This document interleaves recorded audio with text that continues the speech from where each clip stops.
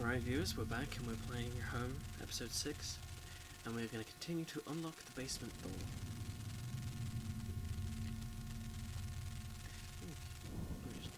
Yeah. How do I do that? Oh, damn. Forgot the keys for a second there, I've just been playing it. Alright, so we're in the basement, and here is a box. There was old Christmas decorations in the box. Yeah, fuck this. The garbage bags were stuffed with old paint cans and supplies. There was a dirty old key here. Did I take it? Yes, because we need to open the door. I took the small key and tried to remember what it unlocked. You tried to... Dude. There was old clothes, tools, and other things we obviously hadn't thrown out. What? Okay. Why do you have old dustbin bags in the basement? Should it take more effort than take them outside? Unless you want to roll them down. I had put up this divider wall last summer so we could create a separate room in the basement. I hadn't finished it yet, so the door was stuck and the drywall was poorly installed. I might have been able to break it through if I had found something heavy enough. Okay, alright, we're gonna look for something really heavy.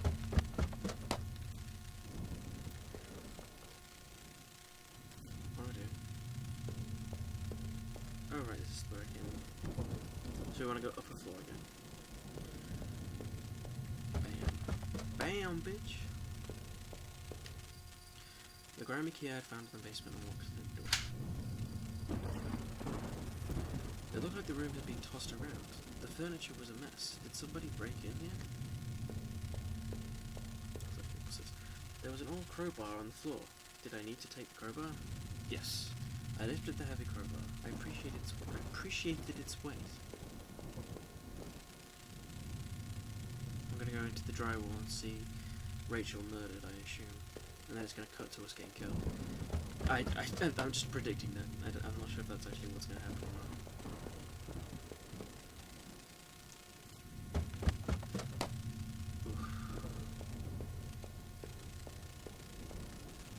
The crowbar I found would have been strong enough to burst through that cheap wall.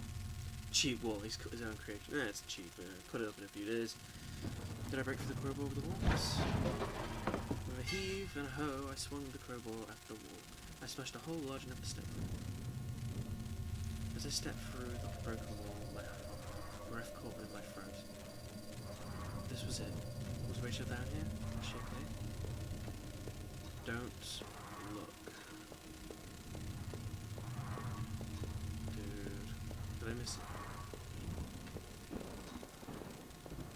Still got the gun though. It's gonna be some 7 stuff. Don't. A filthy looking pile of rags had been dumped on the corner. The stench of them was awful. I made my eyes water.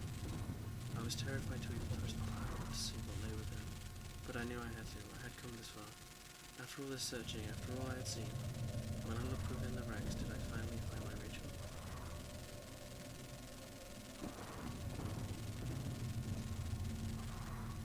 Well, this is interesting. It's pretty all the game. He's always posed the question of picking up something as, did I? As if like he's recalling it from a memory. And this is the thing, is my input in this game changing the outcome of it? Like, when I say yes to did you pick it up, is that because he did pick it up and I'm just recalling it? So if I find Rachel here, is that her actual corpse? But if I say no, is it me saying I searched it? See, I'm not sure what it's meant to be. I'm gonna say yes because I assume it's her.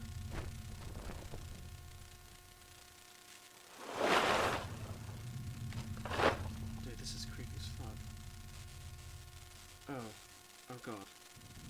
Along the stained fabric and rocky order, my wife's body lay crumpled in a heap.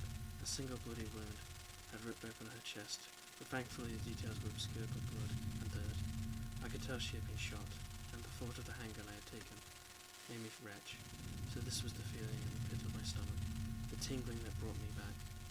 I had finally come home, and my wife was dead. I thought about all that I had seen and wondered if any of it could help me figure out who had done this. And when I couldn't stay there any longer, I stepped away on the shaky legs and made my way back upstairs, reluctantly exhausted. On my journey, I could no longer resist the urge to close my eyes.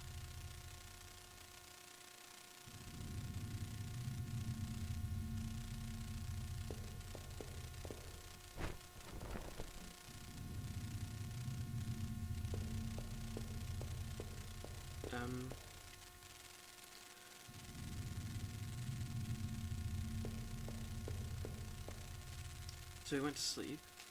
It was my wallet with its contents packed. Either I dropped that stuff or something else did. Maybe I was sleepwalking again, or maybe somebody stole it from me. Norman's store, that forest, the water tower. Was I at those places before? Yes. I didn't see how it could have happened any other way. I must have been the one to lose my wallet and its contents. But what does that mean? Means you killed your wife, dude. This was that old photo of that old man and his wife, I assume. I found it in that house. I recalled those faded remains I had found deep underneath his house. What had he done down there? Well, what did I think? Was that man involved in this whole mess somehow? I'm going to say yes, because you were around his house, definitely. Those tunnels, the old tools in his house, and the remains of his wife. He wasn't innocent, that's for sure. I'm going to have to agree with you on that one, friend.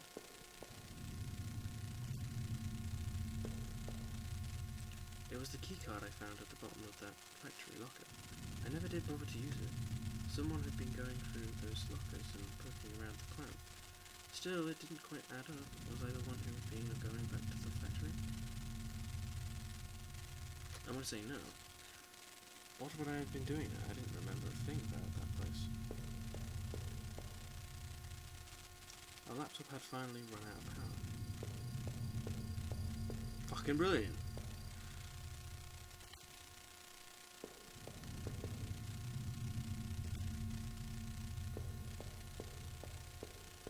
Suddenly the bathtub looks a bit dirty. I still love the old-time charm of that old clawed bathtub, though it seemed like cold comfort now. You know, it would, wouldn't it? Your wife's dead. The reflection in that grimy glass was only a shadow of a whisper.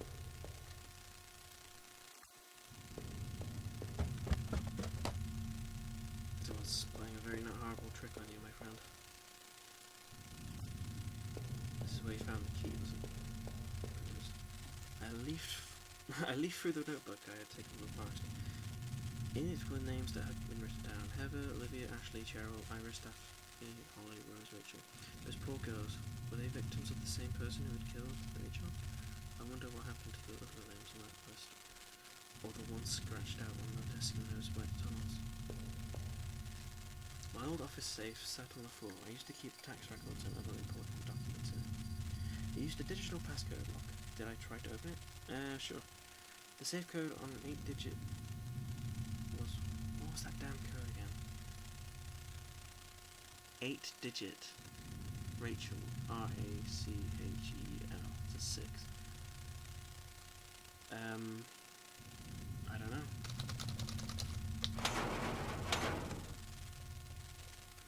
Whatever. It probably has something to do with, like, something. I could have probably found something in the factory to do that. Oh. Yeah, so this game is quite...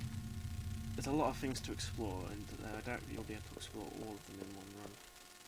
From now on, I have no one to get angry with me for stupid things like buying this TV. Okay, that sounds a little bit suspicious. Let's go downstairs, I guess, again.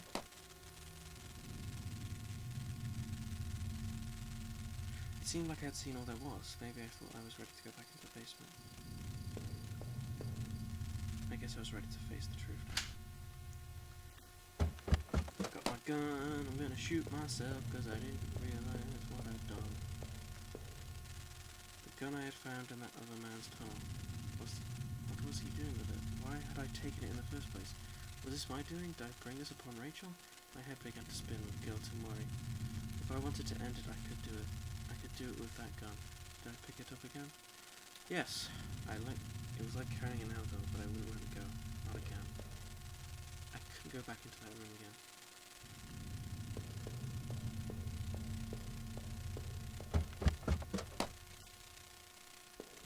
Come on, the flying point.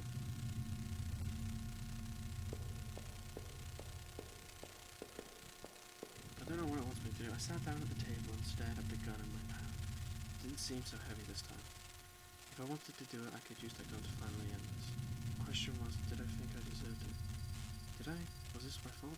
Did I deserve to die? I want to say yes, because I think he did kill her.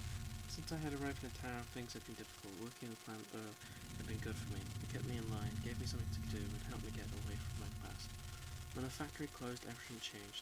I guess that was when I had started sleepwalking, disappearing for hours. At the time, drinking was probably just a way to deal with it. With that, it was almost as I was trying to beat my brain in his own game. Things stopped making sense sometime after that, and my memories of what happened are still in flux. But I know Rachel had tried. I know she tried to be there for me, even when everything was falling apart. This night was unearthed terrible truths, but I knew it was kind of like the long-standing horror I'd been living.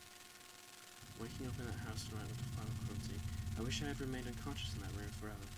It was obvious to me that the man I had found in that house had something to do with all of this. Could he have killed Rachel? It started to seem that, though, with too many things I had seemed to think otherwise. I had no idea who had been poking around in the old factory, but I was sure it hadn't been me, even with my sleepwalking, and everything else that had gone on. I was certain of it. I had to catch my breath to take it all in. Up until the factory, things had only gotten worse, but then I had seen something even I wouldn't have expected. When I went to Norman's store, that's when my perspective on all this really started to change. Norman was dead. I had no idea what had happened to him. Finding Rachel's things at his store, though, had been the ultimate shock. I would get no answers now, but that didn't stop my head from reeling for questions. But as painful as all of that was, oh God, I couldn't bear to think about it again. After all I had done and seen, finally coming home was supposed to be the end to this entire ordeal. God help me, though. It was the only beginning. I checked the gun again. It still had a few bullets left. I felt surprisingly calm as I sat there with it. I could feel its weight, and perhaps it was the sense that the presence that allowed me to understand what happened to be. Rachel was dead, and there was nothing I could do about it. Kind of hard to keep my eyes open. Oh. And he slumped onto the floor and died. And, that's it. I'm going to leave the credits rolling. I'm going to make fun of everyone who's has got weird names. Like J Factor, what kind of name is that? And Halo She. But, that game was, very interesting.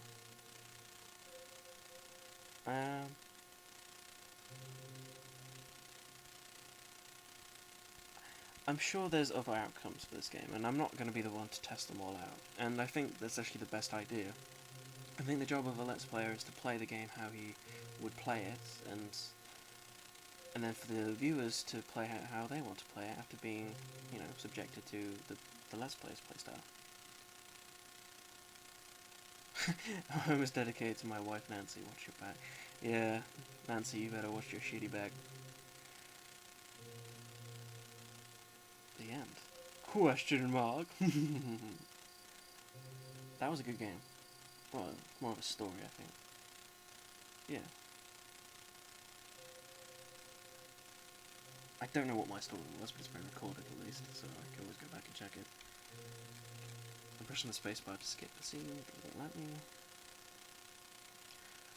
Anyway, thank you for watching, and I hope that makes you want to play the game.